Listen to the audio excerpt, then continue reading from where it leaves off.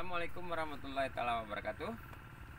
Salam petani porang dimanapun Anda berada. Semoga dalam keadaan sehat walafiat. Dan semua petani porang semoga dalam bertani porang diberi kesuksesan, amin amin ya rabbal alamin. Dan tidak lupa saya ingin dukungan channel ini, namanya Gan AT Channel, like dan subscribe. Terima kasih sebelumnya saya ucapkan. Nah, saya ingin merangkum semua selama ini saya lakukan untuk dalam penanaman porang. Semoga apa yang saya sajikan bermanfaat buat Anda sekalian. Dalam budidaya porang, pengembangbiakan budidaya porang ada beberapa teknik. Yang pertama secara genetik dan kedua secara vegetatif. Kalau secara genetik berarti ada penyerbukan, menghasilkan biji. Ini tadinya bunga menghasilkan biji. Ini namanya biji, bukan spora. Saya mudah-mudahan akan bantah secara akademisnya salah. Karena spora itu berasal dari tanaman paku, itu dari kelopak daunnya, kemudian jamur dan lain-lain sebagainya lah. Itu dia kecil-kecil sekali, bukan secara penyerbukan. Kalau ini kan di sini ada petik sari, ini serbuk sari dia. Ada yang masih mekar tuh. Nah ini bunganya ada yang mekar. Nah ini serbuk sarinya, itu kepala putik di dalamnya. Kemudian ini hasilnya, ini dari biji. Kemudian ada lagi dari bubil atau katak. Bubil atau katak itu dihasilkan oleh kelopak daun. Nah, kelopak dia seperti ini. Nah ini nanti akan keluar bubil. Ini bakal bubil tuh ada. Tuh. Kemudian dari umbi, yang dihasilkan dari umbi, ini umbi belah tuh. Umbi belah tanam lagi di sini, kemarin saya baru panen. Nah ini ada hasil umbi mini tuh. Saya tanam lagi, tandain biar dia hidup lagi.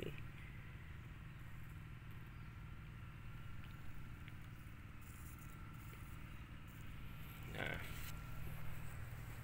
ini dari semuanya dari umbi belah, dibelah dengan cara dibelah umbinya tuh, hidup, alhamdulillah hidup. Nah dibelah tuh, dibelah ya.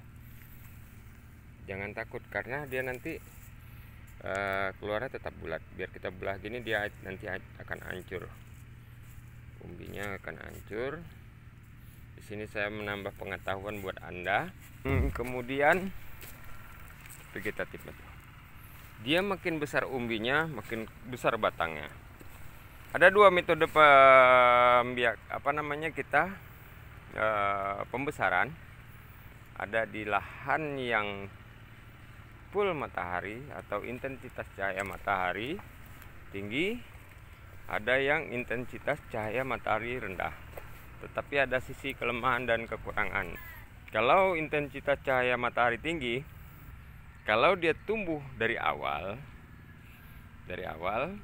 dia daunnya cenderung agak kuning tapi kokoh, batangnya pendek.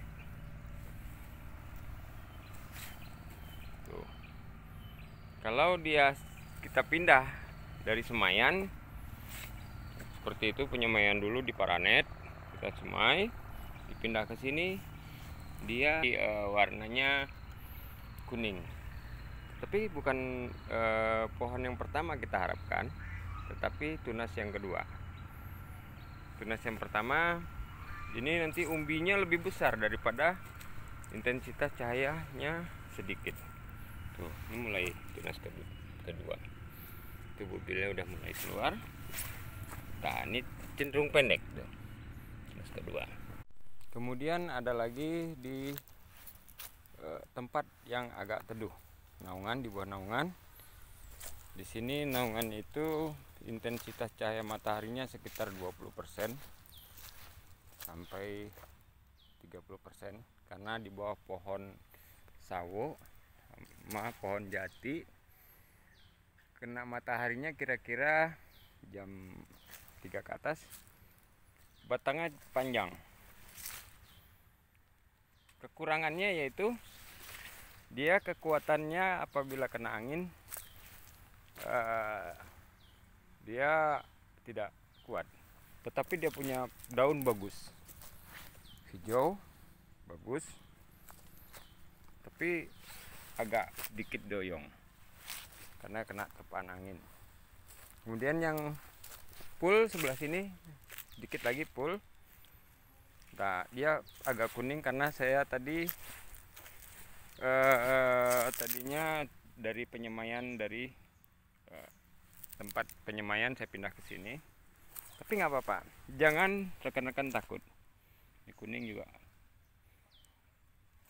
Nanti akan saya bongkar ya, demi pengetahuan kita bersama. Keuntungannya di tempat yang panas, umbinya lebih cepat membesar. Nggak percaya, kita buktikan, dibongkar sama saya.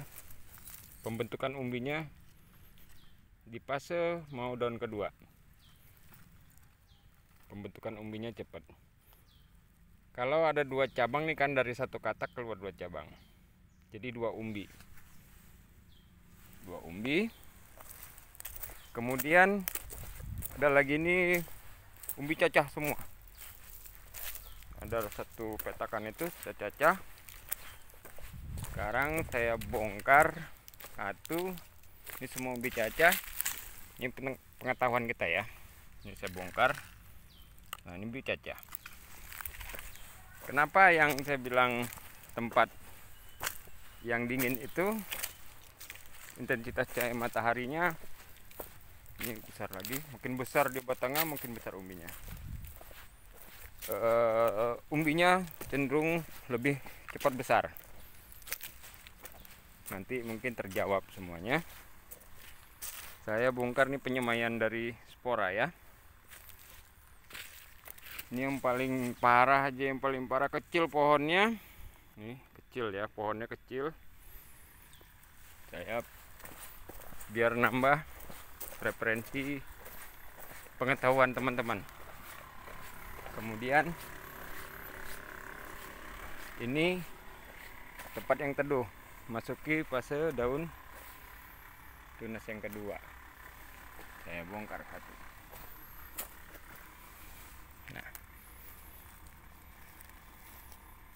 saya bongkar. Kita saksikan sama-sama ya. Kita cuci biar sama-sama belajar. Ini dicuci karena biar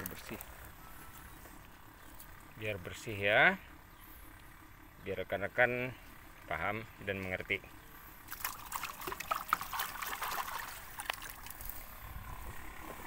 Nih.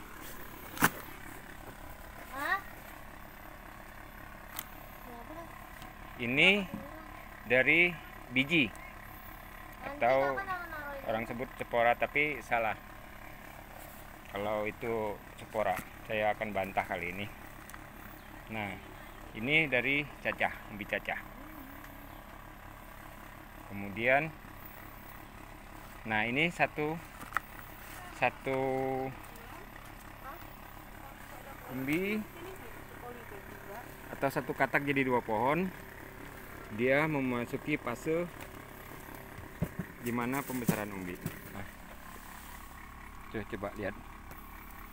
Ini umur yang sama, tapi pohon yang berbeda. Warnanya tidak baik, agak kuning, tapi umbinya terbentuknya cepat. Tuh. Ini hijau, ini 1 umur ya. Nah, tapi umbinya kecil. Nah, kemudian ini dari katak 2, jadi terbentuk 2 umbi. Ini mau masuk fase daun kedua, lepas dia. Kemudian ini umbi cacah tuh, ini akan lepas juga. Jadi sebesar apapun dia akan lepas, membusuk dia karena udah nutrisinya udah terserap ke daun dan batang. Nanti umbinya di sini nanti. Tetap pembentukan umbinya di fase daun yang pertama. Nanti gitu fase daun kedua tumbuh membesar, dia juga nutrisi disimpan jadi pembentukan umbi. Mungkin itu yang bisa saya sampaikan. Mohon maaf segala kekurangan. Wassalamualaikum warahmatullahi taala wabarakatuh.